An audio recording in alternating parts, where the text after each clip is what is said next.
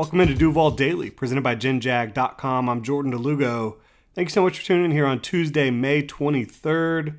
Right now, we are talking Jaguars defense. We are talking thinking takeaways.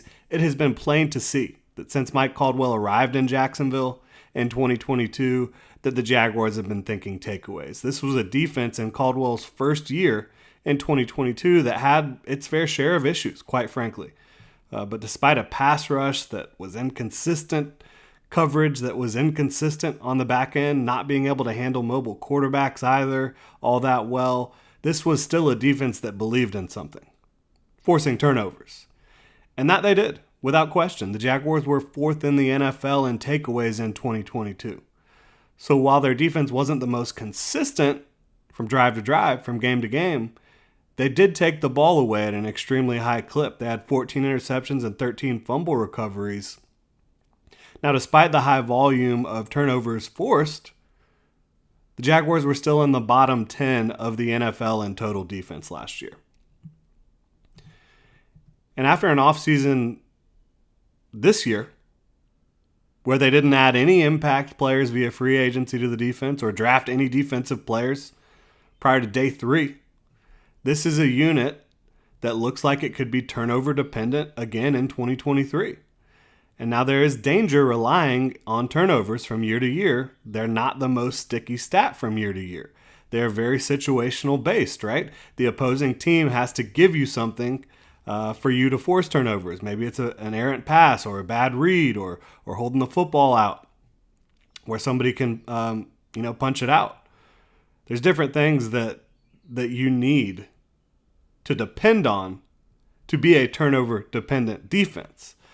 So it's just not always the most sticky thing from year to year, and especially when you're talking about recovering 13 fumbles, that feels a little lucky in my opinion.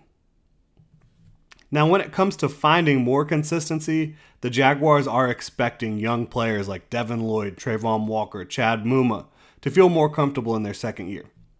For that matter, they also expect their more experienced players on the defensive side of the ball to be more consistent and more comfortable going into year 2 in the same defense. You know, guys like Foye Luke and Tyson Campbell, Rayshon Jenkins, Andre Cisco, Josh Allen, Foley Fatukasi, Devon Hamilton, Roy Robertson Harris, all these guys, they expect them to be better in 2023 because they aren't learning everything from scratch. And that might be a reasonable expectation. It really might. So instead of trying to improve a high variance defense this offseason with big money and free agency or draft capital, the Jaguars instead have chosen to really go all in on their offense with their valuable assets this offseason. You know, bringing in Calvin Ridley, which was, of course, during the 2022 campaign right before the trade deadline. But for me, that's an offseason move, right? You didn't get Calvin Ridley till this year because of the suspension.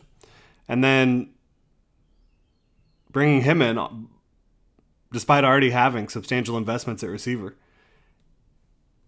and Christian Kirk and Zay Jones, and then going offense with the first 3 picks in the draft. It's interesting. I actually commend the approach to an extent, especially with bringing in Calvin Ridley and going offense early in the draft. They're like, let's go scorched earth, right? They might not be able to consistently stop the Chiefs or the Bengals, but who can?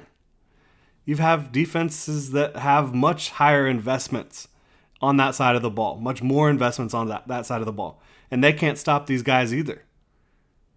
But the Jaguars are saying, we can damn sure keep up with you. We're going to keep our foot on the gas on offense and try to be opportunistic on defense. I think it's a really interesting experiment for the Jaguars. Now, they did add low-cost free agents, right? And they did pick up some day 3 picks in the 2023 NFL draft on the defensive side of the ball. But many, including myself, just were expecting more substantial investment in the defense, especially at edge, at nickel. I think at edge you really have some depth concerns. I think at nickel, I don't know if you feel good with anybody that could be the starter right now. Now keep in mind, the Jaguars still have cap space.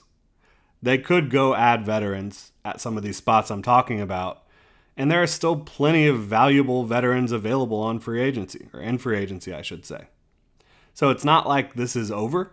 The Jaguars could still make moves, but as of right now, May 23rd, Jaguars are essentially planning on running it back on the defensive side of the ball.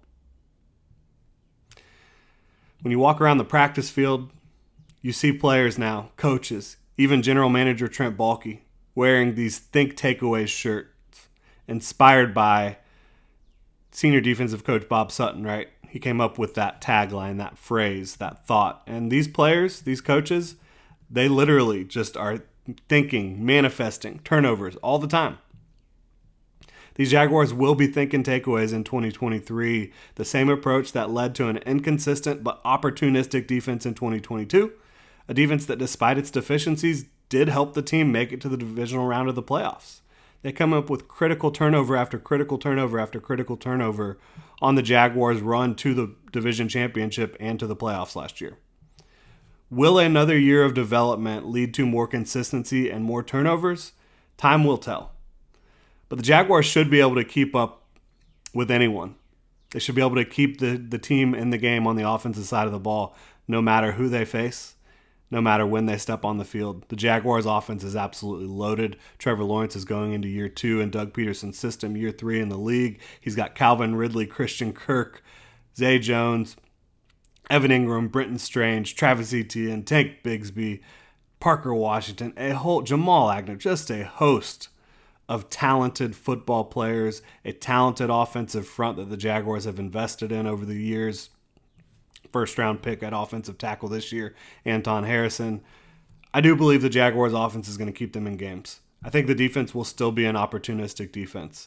I think if it was up to me, like I said, I definitely would be bringing in a veteran edge because right now, Josh Allen not at OTAs. K'Lavon Chaisson a starter? I don't know about that. If you lose one guy. Josh Allen or Trayvon Walker goes down right now. K'Lavon Chaisson is your third edge. I don't feel super comfortable with that. I also just don't feel super comfortable with Trey Herndon being your top option at nickel. Like if he was a legitimate option at nickel, maybe, but right now he's your best option at nickel. Otherwise, you're going with rookies maybe. Eric Hallett, Christian Braswell, late round picks. I just think you could do more to shore up the back end of the defense, but I cannot wait to see how it plays out for the Jaguars in 2023 because like I said, I think the offense will go scorched earth. I think the offense will keep them in every single game that they play, and we'll see how the chips fall in 2023 for the Jacksonville Jaguars, who are looking to get beyond the divisional round of the playoffs this year. Thank you so much for tuning in. Hit me up on Twitter at Jordan DeLugo. You can follow Generation Jaguar at Generation Jag. Like and subscribe to the video. Really appreciate your support. You can also drop a comment in the comment section below. If you're on your podcast platform of choice, please subscribe and review. Have a good one, Duval.